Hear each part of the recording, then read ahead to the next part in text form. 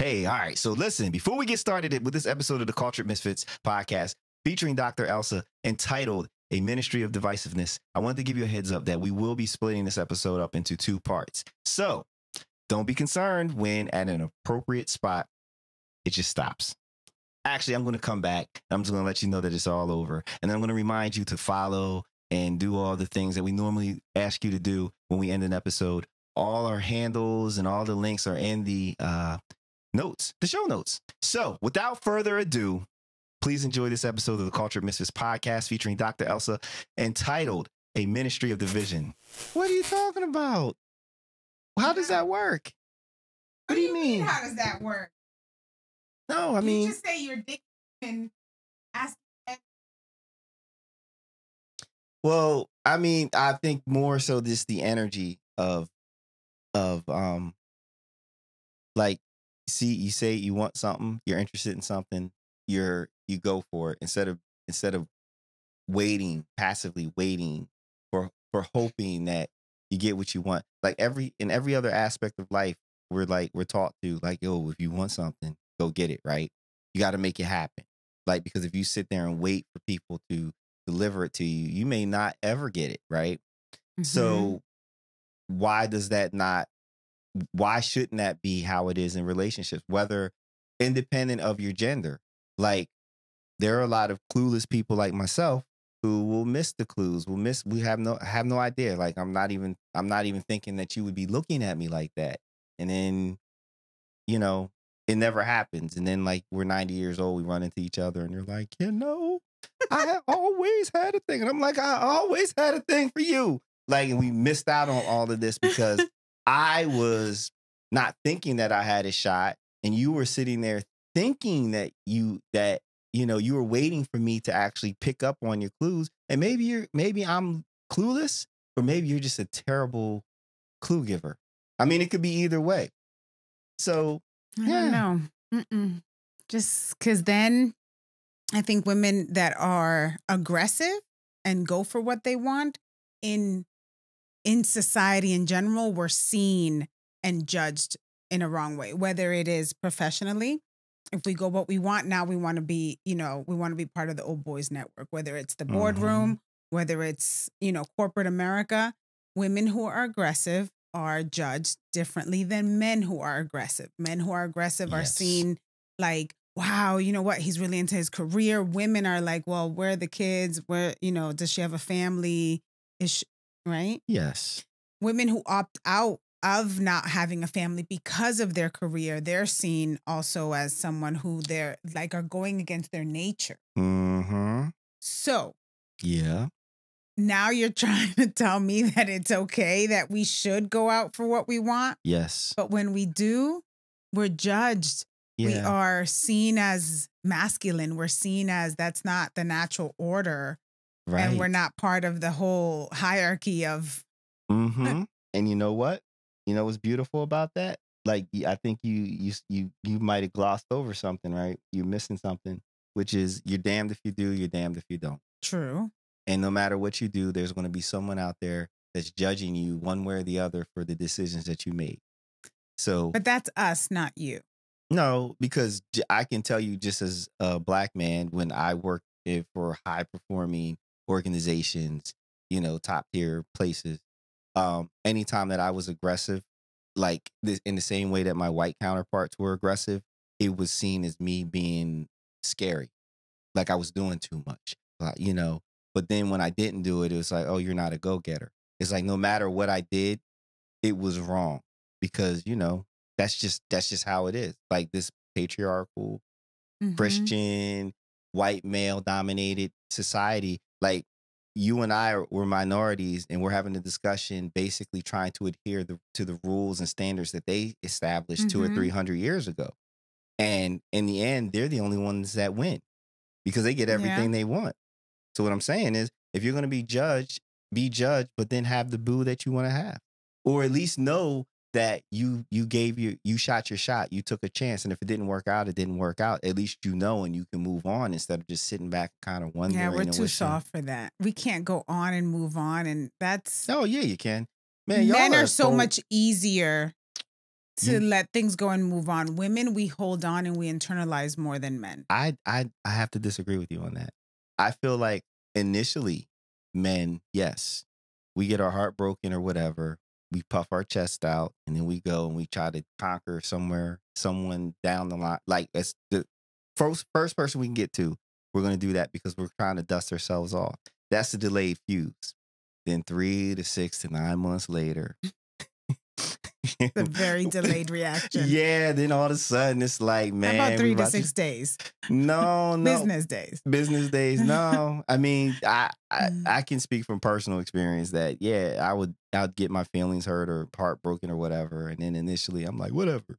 And I go out and I would try to do things to like build my confidence up or like validate who I think I am and that I don't need her and fuck that and all that. And then, a season or two changes and then it hits. Usually it hits when we and then we find out that the person that we wanted is with someone else or has moved on. Then it's like, oh, after the fact. Whereas I find that women, generally speaking, guys speaking generally, y'all will have the heartbreak, the hurt, all that up front. You'll get it out the way. And then once it's out the way, ooh, buddy, it's like clear sailing. There's just no looking back ever. That is true. I do agree with you. Yeah. So we don't match the time frame, but it still hurts though. But then what happens is that even when you do realize, you don't circle back around. Where sometimes we at the beginning want to continue to push. Oh yeah, because you're in your heartbreak. So we want another chance, but you guys don't circle back around. Not until not until we realize you moved on. Generally speaking, we need to speak generally, not because there's somebody out there like, well, specifically, they have their situations that they've worked with. But no, I feel like generally speaking, that's how the difference between the XYs and the XXs operate chromosomally. That's a chromosome differentiation. People, I don't know. I don't feel like doing the gender thing. All confusing. No, it's not. I'm telling confusing. you, relationships and like gender stuff, it's just confusing because one side says this, the other side says polarity, someone else says masculine, feminine, the other one says this, and you're just like, listen, I'm just confused. Which way do we go? It's kind of like all the different moisturizers in the pharmacy. You're like, which one's best for my skin? Whatever's best for you. Whichever. No, but I mean, that's like that. So personally, that's the shift. That's the shift that I needed to make. It's like, wait, I need to live for me. Like if I'm out here trying to make everyone else happy and adhere to their standards so that they're comfortable with the world because Brandon is doing what they expect Brandon to do, like that's signing up for a miserable life for me. They're happy because in their brain, I'm living the life the way they want. They think I should be living it. But meanwhile, I'm not honoring who I am. So you have to figure out what you want and how you want to live. Now, if you want to live your life in a way that adheres to the social normative standards of our society, that's all well and good. But if you're a deviant, and I in air quotes deviant, then you should be a deviant because guess what? The people that I know that are the most happy and the most fulfilled and living their best lives are the deviants, the ones that said, you know what, I'm gonna do me. I don't care what you think. I don't care because if you're not paying my bills, if you're not responsible for my safety, security, if you're not responsible for my progress in life, then why the fuck do I care whether or not you approve of how I'm living my life or what I'm doing or where I'm going or who I'm doing it with? True, but I don't think social media today gives us the opportunity to know who we are because we listen more to social media and other people's opinions than we do our own, or we don't search for our own opinion. So is that social media not allowing us to do that, or is that our approach to how we allow social media to dictate its influence on our life? Because for me, social media is entertainment. For me, social media is my opportunity to see how other people are doing things that may inspire me either to try different things or to be like, yeah, no, I'm good on that. But social media wasn't introduced to us while our brains were developing. Where today, a lot of our youth, the social media and social opinions on social media are being introduced to them as their brain is developed, right? Mm-hmm. So we had an opportunity to develop some form of baseline. Okay. And even then, now we're still being influenced with so many opinions and stuff like that. And now at least we can discern, no, yes, no. But the younger generations, your 20s, your 30s, maybe even your 20s and your 30s, Yeah. they pretty much have been raised on other people's opinions. But so I'll push back on you because I feel like coming up, there wasn't social media, but there was my classmates. There was what I saw on TV. It was what I saw in the world around me. I feel like people oftentimes they ignore the fact that they look at the surface of things. So they look at social media as like this technology. Like we didn't have phones when we were coming up. We didn't have all these things. We didn't have, right? They're looking at the actual act of being on TikTok or being on Instagram or being right. But they're ignoring the fact that the things that we're seeing on TikTok and Instagram and everywhere are this, generally speaking, the same, not as much, not in the same volume, but it's generally the same things that we saw when we went to the mall on a Friday night or Saturday night and walked around. They're the same things that we saw when we were in school and with our classmates. It's the information. It's the information that we're receiving. Of course, we're getting more of it, but it's just how it's packaged. We didn't get it packaged digitally in the same way that the kid, that young kids and the millennials and the way they've gotten it. But still in all, listen, we have a whole generation of people that feel like Michael Jordan is the best basketball player ever and have never watched a game because of all the commercials and all the things, right? The commentaries. The commentaries and all of that.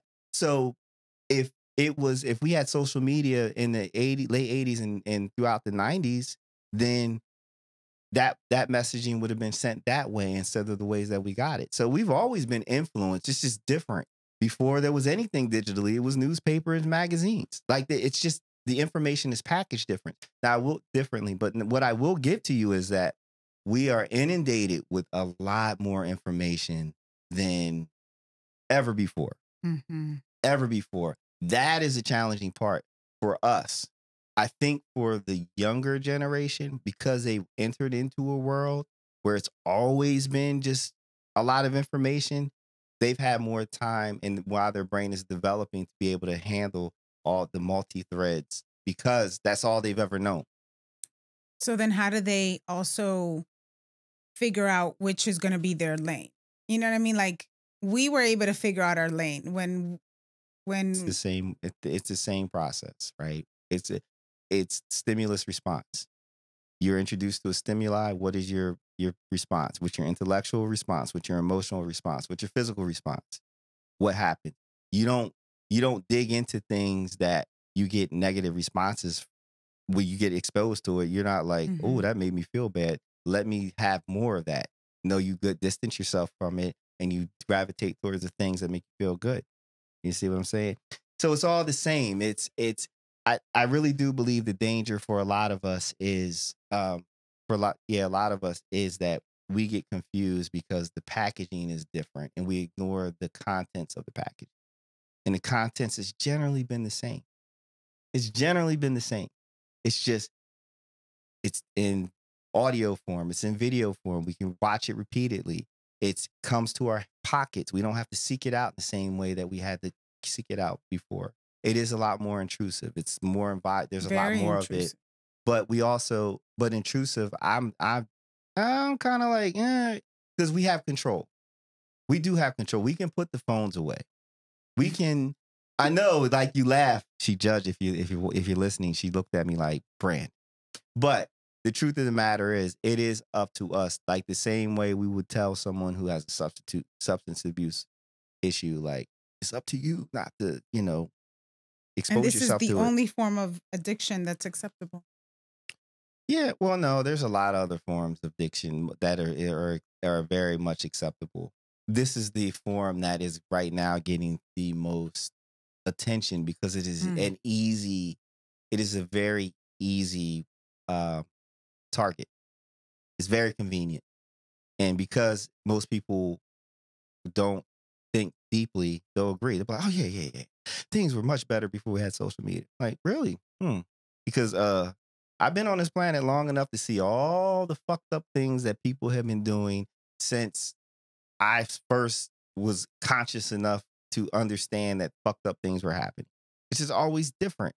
Like, in this, my parents can laugh at this. Like, when I got into comic books when I was younger, right? And my parents looked at it like, wow, this is great. You're reading. All I want you to do is read, right? And so you're reading something. But for them, comic books were deemed as evil and demonic and wrong because it's, their parents ignored the fact that, like, your kids are reading. And that's the important thing. They're taking in this. It's not less about the information that they're taking in and more the act that they're reading. But comic books were the devil. We ignore the thing. Video games. Video games are a waste. Okay. Video games have raised the IQ of a lot of kids because it teaches problem solving. It helps them with their tactical. Yeah. Really? Yeah. It's a lot of problem solving. They're puzzles. Video games are puzzles, right? So the same way, like you might you wouldn't think twice about putting like Sudoku or something or in front of a child and being like, yeah, it's helping you with your brain thing. It's decision making. Yeah, you could be blowing things up and doing horrible things, but you're still solving puzzles. You're having to make decisions to avoid negative consequences.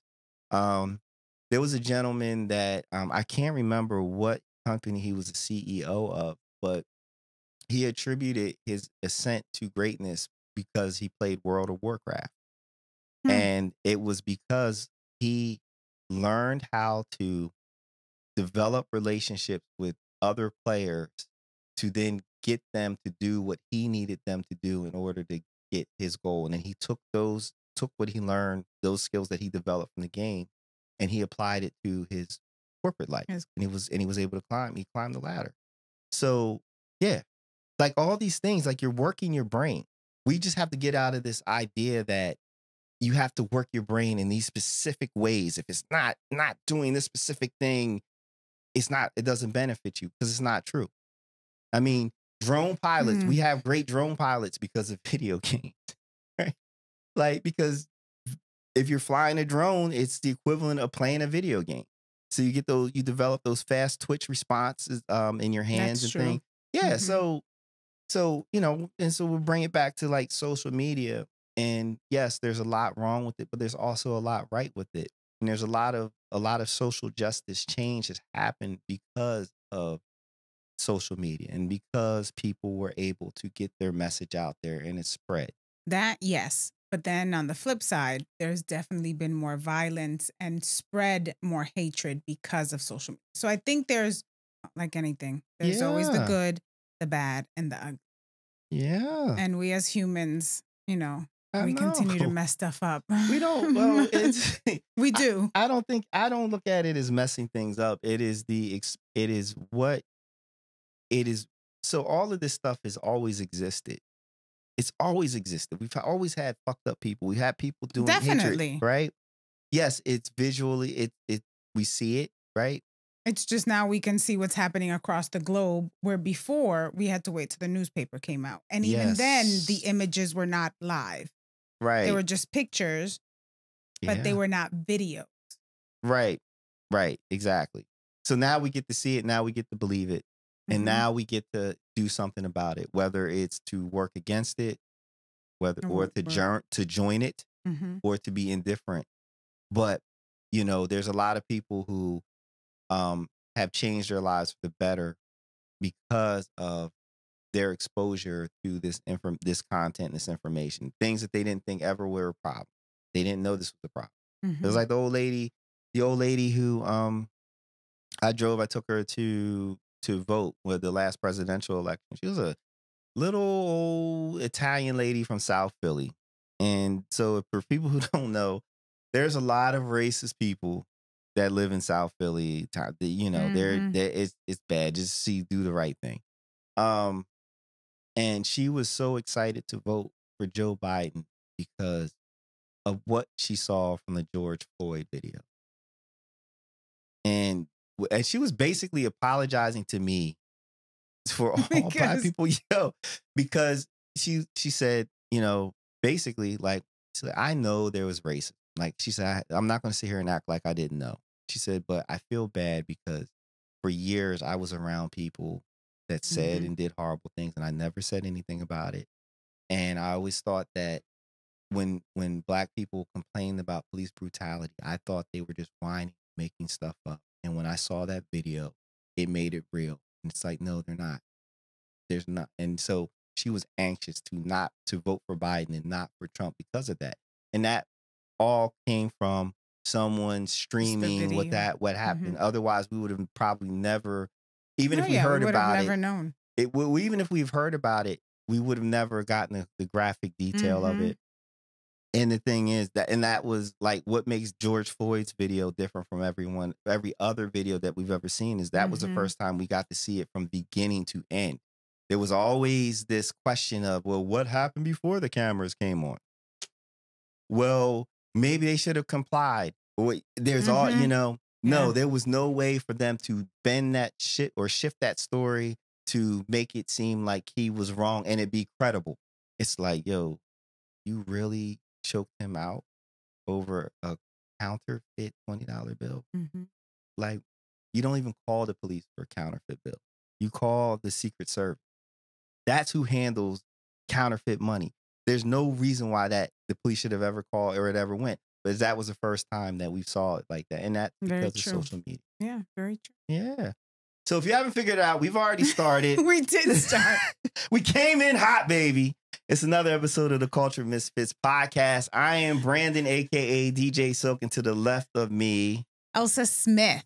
Oh, you going with the full name? Yes. Wow, what happened? I don't know. Just felt professional because we've been having a professional discussion. Serious discussion. Very, very serious, and I love it.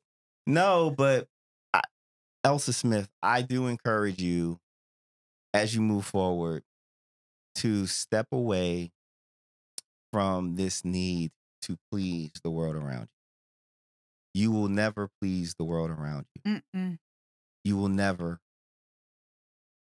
So, and understand, and you referenced the Bible earlier before we cracked the mic.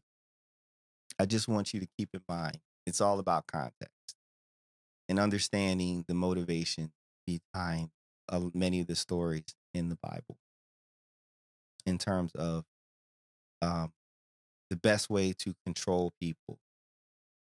And I'm not putting good or bad intention on that. I'm just saying control. Because I understand, like, we would not have a society if it wasn't for control. Like, if everybody did what they wanted to do or whatever, right? Like, people don't understand, like, the whole Catholicism and their pro-life stance. It's not because they felt God didn't disagreed with abortion or anything. It was because they were trying to grow the flock. And you can't be wasting nut. You can't be, if you do that, you can't grow it. Wouldn't have been the contraception? The contraception part of it. They're like, that's why. Because, all right, it's not even about the abortion piece of it. This was way before. Right. They're just talking about, you're not supposed to stop bearing because it said be fruitful and multiply, and they took that out of context because that's really not what it meant. Right. So there's all these things, but a lot of the text has been bent and manipulated to make sure that people are under control, specifically women. So that's why women are supposed to be, you guys aren't supposed to be the aggressor. You're not supposed to do these things that y'all are doing today, and you're doing very well with it. Like, imagine if you did not have the text in the Bible that encouraged that, however many thousand years ago, right? And understanding how evolution works, like, women would be as physically strong as men. Yeah. But you guys were basically bred not to be because you weren't supposed to do these things. Yeah, You weren't. we're supposed to stay home. You're not supposed to be strong, right? So, and if you don't believe me, if you're listening, and you don't believe me, just go on social media and look at all the workout videos of these women that are doing CrossFit and doing like these things. Look at the women WNBA, like women dunking now. Like when I was coming up, the idea of a woman being able to dunk the basketball was like, never happened, you know? Yeah. So, yeah. So my message to you is do the damn thing. Live as you, yes. Yeah, okay. Yeah. I mean, I'll try, but the judgment, like you said, we also don't, I think we don't like judgment because in judgment, there is rejection because you're rejecting a part of us when you judge us. Yes. So that nobody likes that. Oh, I'm indifferent. And I think, well, remember, you're off the beaten path. Like you're not rolling with any one of us. You're not. I know, but at one point I was. And I feel like I got an exceptionally late start in life because I was so busy trying to like I was straddling. I did the worst thing that you possibly could do, which was I was straddling trying to meet people's expectations while trying to honor who I am in turn like individually with my entrepreneurial ventures and things. And had, if I could go back and do it again, I would have either went all in on the entrepreneurial thing or I would have went all in walking the path that everybody else wanted me to walk in with corporate or whatever. But doing it the way that I did it was I didn't give enough on the corporate side to be as successful as I could have been. And I didn't give enough on my entrepreneurial side to be as successful as I could have been. So yeah, don't be like me. Just like, whatever it is, if you want to do it, just do it. Just do it. And guess what? The only regrets we ever have are the regrets of the things that we didn't do. Yeah, that we didn't do. We don't regret doing something and it not working out. I think now it's easier to go and do the stuff that you want to do because of social media, of others who are doing it, who are successful and all that stuff. Back then, I think what was preached to us was one way, which is school, which is work, which is this, follow this formula, and you're going to end up with the white picket fence, the home, the 2.5 kids, that vision that was sold. That was sold and people get it and they're like this shit, man. I don't even like these goddamn kids. No, it's just like, oh, yeah, no. I mean, you really have to.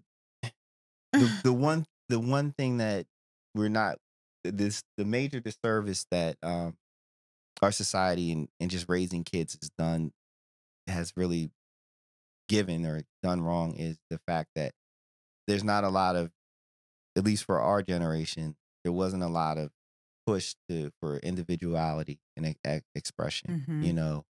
It was like they were stamping us on an assembly line. Like, you're gonna be this. There's like 2 or 3 different ways you can be, but basically you're gonna be stamped and formed. And if you didn't fit any of those forms, you'd be crushed. So which is why you and I had struggled the way we struggled with trying to be our truth, live our truth. But that's why I'm so like gangster about like going to the swingers club and going to the nude beach and all that stuff, because those are such far departures from what normal society offers. And to be in spaces where people have basically said, fuck the establishment, I'm going to do what I want to do, is an amazing thing. Just even being that energy. Yeah, it is, but you're the minority. I know. And it's fun here. Yeah, but there's not a lot of people. Yeah, that's the fun. Yeah, see, when people get there, listen, Elsa, look, man, the more people that get involved, the more diluted and terrible that shit gets. Trust me. It's like being at the beach early when there's hardly anybody there. And it's like, relax. You're like, yeah, this is nice. And then people start showing up and they got their kids and and the music and you're You're hearing like, loud conversations. Yeah, no. No, I just need a nice, comfortable amount of people so that we can groove. Like, so it's the same thing. Oh my goodness. What I would like for the masses to the attitude I would love for the masses to adopt is the live and let live mantra. Like, you don't have to like it for yourself, but you don't have to hate it for other people. Everybody else. Yeah, if that's what they want to do. I think we're too opinionated for that. Yeah. I think we want to live, but we don't want to let live. Well, especially if it's different from our living. Well, we've been taught to want to control. That's what we've been taught. We've been taught that, like, yo, we're supposed to control. Our opinions of other people actually matter. And it's like, no, it doesn't matter. I don't care. I don't care. Anyway, let's do some. I mean, I love this conversation. But we're gonna do the sex dice because even though it's not Valentine's anymore. No, we do it every time. Man, look. Oh, we do it every time? Yeah, I do it every time. I'm just gonna roll it twice. Because people need help. Yeah, I mean, we should need help. Yeah, we need to be like inventive and creative 12 months a year. Not just 1 month, right? Mm-hmm. So, the rules is you do what the dice says, and with your significant other, and do it for me because it's dry over here. Eat lips. Glad we have a couple. Yes. Has anybody ever ate your mouth lips though? No, other than biting them. Okay. But well, that's weird. Did you like the biting of the lips, or was it kind of like? I mean, it's in the process. Like when you're passionate about it, and there's lip biting. I think it goes with that flow. Okay. But just bite, yeah, no. It's weird, right? It's super weird. So, but it was nice in the passion. Okay. It's just nobody roll up on Elsa and just randomly bite her mouth lips. And actually, the other lips, you gotta be careful about biting those too. You gotta be gentle, kids. You gotta be gentle. All right. Suck below the waist. Yeah, baby. I like that. That's the one you like. I love that. So you got your marching orders. Bite lips. And then suck below the waist. Man, you got your orders. I hope I press record. Of course, I did not press record. God darn. On the thing. All right. You're gonna have to do it again. Oh. No, well, you have the audio. I have the audio. I mean, y'all can't see the dice. You can't see the dice like how I like to do it for the clip. So, damn it. All right. So we have a action-packed show in store. And I guess it's just going to be you and I. Yeah. All right. So now that we have rolled the dice, and I'm not going to roll them again because they were really good. They were good. And then, we're not going to be here all day like trying to get those combinations. You reenact it. No, I'm not good at sliding dice. So we're just going to move on. So for the culture, are you familiar with Angela Davis? Yeah, definitely. Man. 1944 to present, she's still here, man. She is still with us, man. So Angela Davis is known for her progressive politics and work to abolish prisons. Scholar and activist Angela Davis has been... Oh, wait. Let me start that over. Known for her progressive politics and work to abolish prisons. Scholar and activist Angela Davis has been at the forefront of leftist causes, including the feminist movement, the Black Panther Party, and the anti-war effort over a half century. In 1970, the state of California prosecuted and wrongfully imprisoned Davis for 3 capital felonies, including conspiracy to murder, after an armed standoff occurred in a Marin County courtroom. She was released over a year later in 1972. Undaunted, she continues to advocate for civil rights, gender equality, and prison abolition. I remember her from the Black Panther movement. That's where a lot of like the stuff that the news and things like that. So I didn't know that she did the feminist thing though, like gender equity. She would be into this conversation. she would be. Yeah, she was she in that would. other chair. Yeah, She'd be like, she- Elsa, girl, let me tell you. She would. Yeah. So I didn't know that in terms of gender equity, though. Back then, I thought it was more, she had one more racial equity. Yeah. I mean, they kind of go hand in hand. Like, it's the same. To me, just in my opinion, it comes down to it's like the same energy, right? Like you're discriminating someone for reasons that are it's out of their control. Like you can't control your gender the same. Well, generally, you're not going to go down that Come in path. this world. Yeah, the way you come into this world, and you can't do anything about your ethnicity, right? So, and it tends to like in the grand scheme of things, it's like okay, we'll discriminate against your ethnicity first, Definitely. right? And then after that, then we move down to gender, which then that's when you get like white women who are seen to be above black people, right? And then it's like black men, and then it's black women at the bottom of the total total, for black and brown women, to be quite honest. So if you're working in that space, just focusing on one aspect seems to me would kind of work against you. Like you're like putting your finger in one leak and you're ignoring all the other leaks. So you're not stopping. You have to work in different things. So yes. And she's by doing that, by leveraging white women in their thing, you're kind of like you're getting on the highway of trying to get advancement, because if she just did For an like ally. Yeah, for an ally, because they're an ally that would get further faster than anybody else. So if you attach your work to them, Definitely. yeah. I just saw was looking on social media and saw a meme. Well, it was a picture of a letter, and they said it was only 60 years ago that a rejection letter to med school stated the reason why you were rejected was because of race. Really? 60 years ago today. Not that long ago. Isn't that crazy? And the rejection letter state, thank you but at this time we cannot admit you due to the Negro race. Yeah. That was culture. That was like, yeah, that's a valid reason. 60 years ago. Not that long ago. So I can see that when I think of her, I thought of that, because that's what she really preached, that equity. Yeah, it is.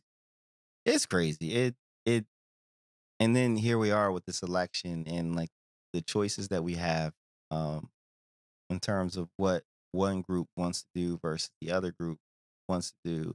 And then like having to see on social media, I just unfollowed someone because they were complaining about Biden, talking about, yeah, we got to get Trump back in office. And as a black man. And I'm like, yeah, I can't listen. Like, I'm tired. Like, I would see his name pop up as liking posts that were all like pro Trump. And I know what it is. This particular person hangs around a lot of successful white people, right? And so because those white people are good to him, right? And I mean, I'm not saying they're bad people. I'm just saying he benefits from his relationship with them, right? And so he has adopted their agenda. Yeah, and their thought process. Right? So he's ignoring the fact that like if it all goes down, he's done, right? So you have people out there that are like, yeah, they're caping for Trump because of their proximity to white people. And it's like, yo, you don't, like, you're really advocating for the destruction. And even if he doesn't get destroyed by Trump being back in office and he has the protection of his social network that is white, you're advocating for the destruction of your people who don't have the protection. Right. Yeah, so, everyone else. Did you see the I think he made a comment in a rally or whatever. I know it was streamed and I don't even know the news station, but it said that if he was saying in the rally that if he doesn't get elected, bloodshed. Yeah. Yeah, I saw that. Yeah. I'm not. That was like, Yeah, that was How do you say that and still it's very sobering, right? Um, I know. Well, first of all, yeah, how do you say that and get away with it and not be put in handcuffs, right? like if any one of us were to go into any establishment or any and say something, it would be a terroristic threat and we Mm-hmm. would be immediately Yeah. Yeah, but like that's his privilege. That's his white guy privilege, right? mm, Um, but and I'm not I didn't that it, other than just the audacity to say something like that. I wasn't too concerned about it because like he also threatened that if he got arrested, like his people were gonna come down to the jail and cause a lot of problems. And ain't nobody show up when he got arrested in Atlanta when he had to be processed.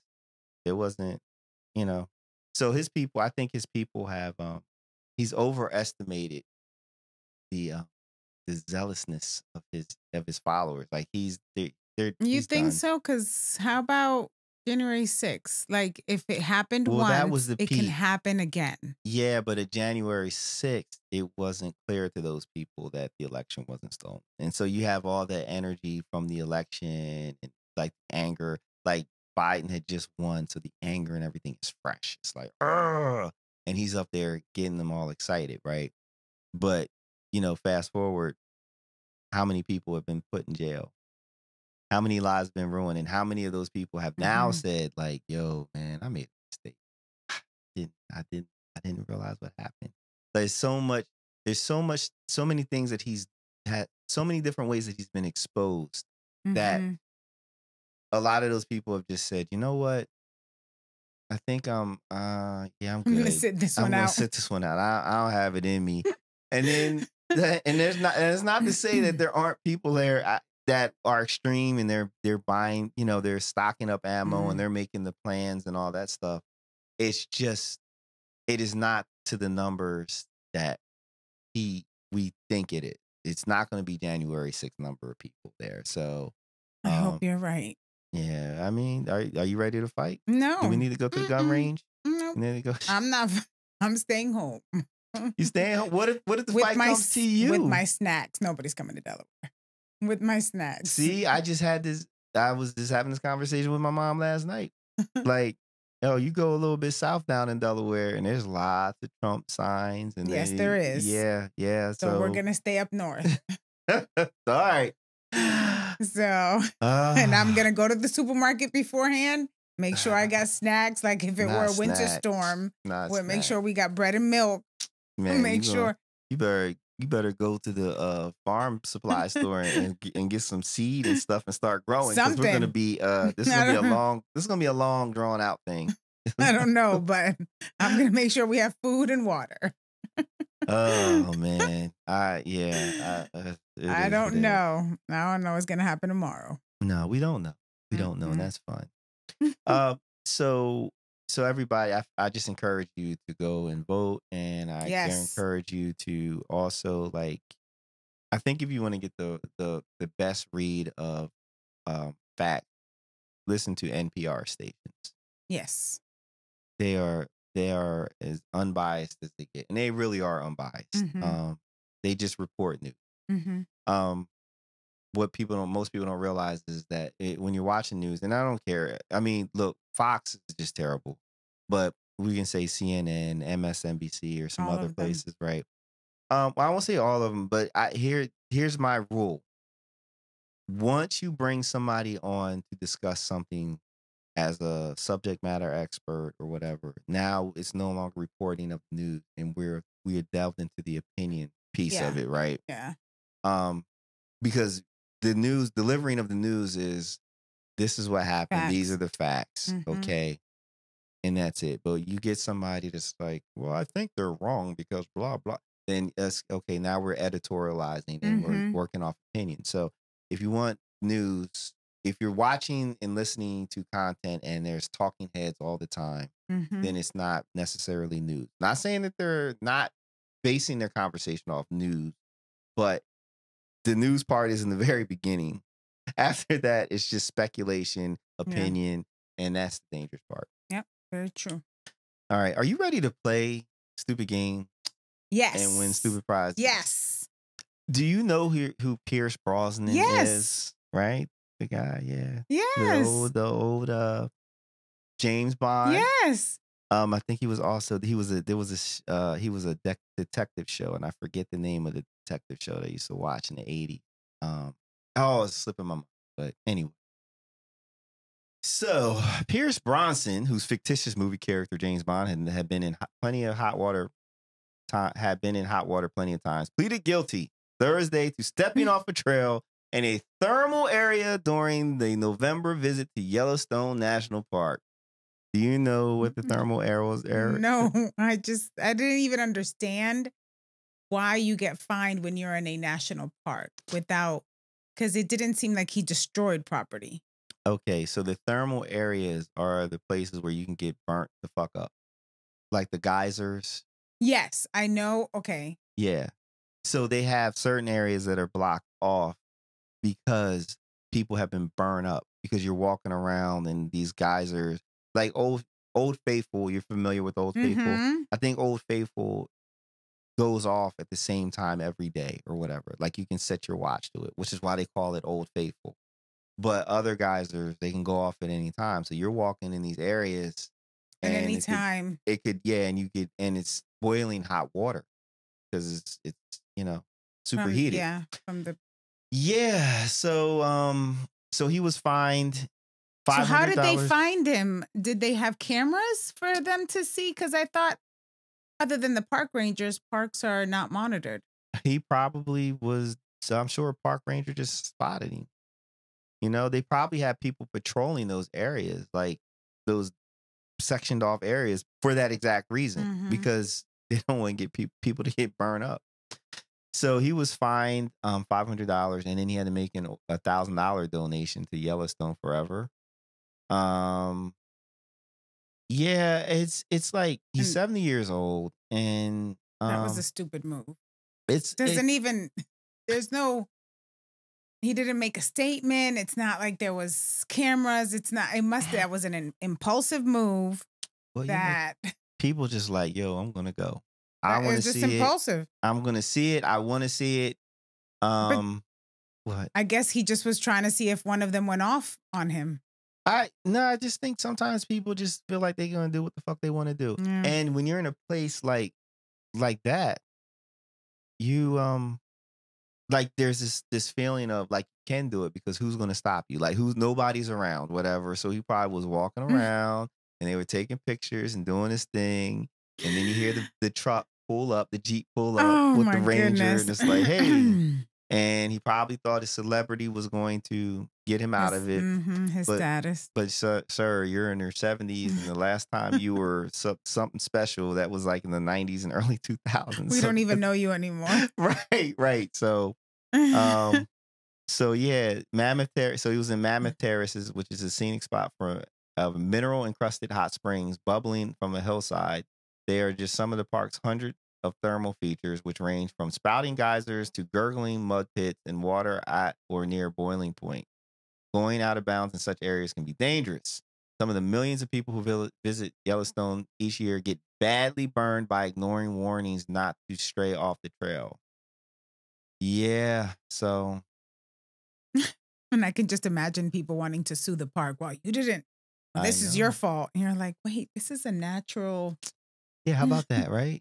This is Earth. No, but you know what?